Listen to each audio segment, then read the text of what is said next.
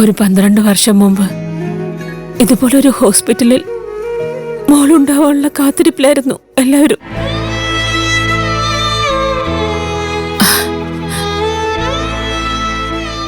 അമ്മ കുറേ വേദന തിന്നു. മോളുണ്ടായപ്പോഴേക്കും അമ്മയുടെ ബോധം പോയി. ബോധം വന്നപ്പോ റൂമിൽ അരണ്ട വെളിച്ചവും മരുന്നിന്റെ മണവും 1-2 നഴ്സുമാരും ഉണ്ടായിരുന്നു. എന്റെ മോളെ നോക്കിയപ്പോ കാണുന്നുണ്ടായിരുന്നില്ല.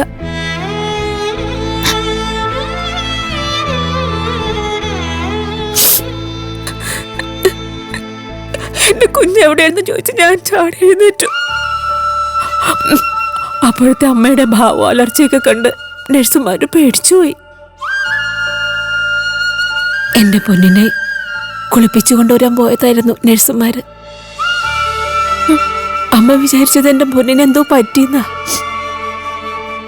എന്റെ പൊന്നിനെ അമ്മയുടെ കയ്യിലേക്ക് ആദ്യമായി കിട്ടിയപ്പോ അമ്മ അനുഭവിച്ച സന്തോഷമുണ്ടല്ലോ, അത്രയൊരു സന്തോഷം അതിനു മുമ്പോ പിമ്പോ അമ്മ അനുഭവിച്ചിട്ടില്ല.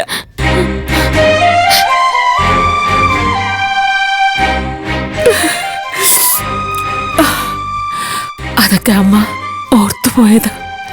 അതെന്തിനെ ഓർത്ത്?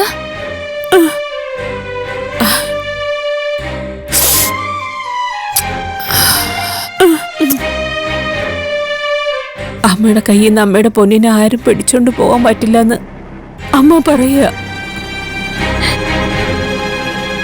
അങ്ങനെ ആരെങ്കിലും വന്ന അമ്മ ഇങ്ങ് എഴുന്നേൽക്കും, ഭദ്രകാളിയെ പോലെ. അതിനിപ്പോ എന്നെ ആരെങ്കിലും പിടിച്ചോണ്ടാവാൻ വന്നോ?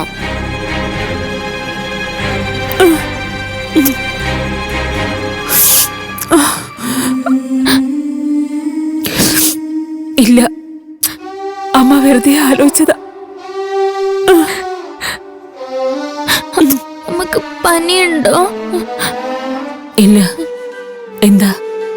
പനിയുള്ളപ്പോഴല്ലേ ഇങ്ങനെ ആൾക്കാർ പിച്ചും പേയും പറയുന്നത്? അമ്മയ്ക്കൊരു കുഴപ്പമില്ല.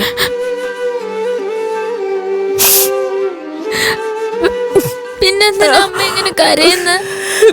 മുട്ടുവേദനയോ?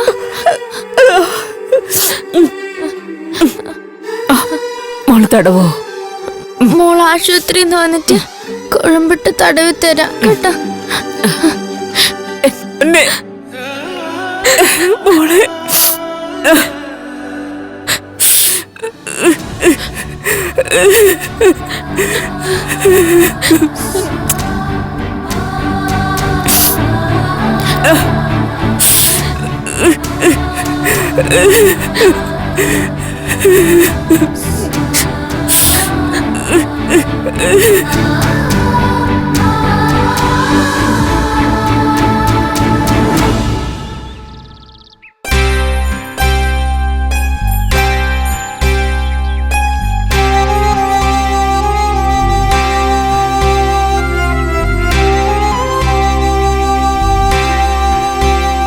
അമ്മേ, കഴിക്കാൻ എന്തെങ്കിലും എടുത്തോ?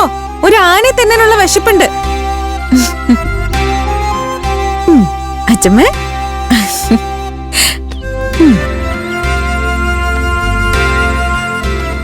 പിടിച്ചോ. മോളെ, ആ ശാരദ ഇവിടെ ഇല്ല. എവിടെ പോയി? ഹോസ്പിറ്റലില്. അവിടെ എന്താ?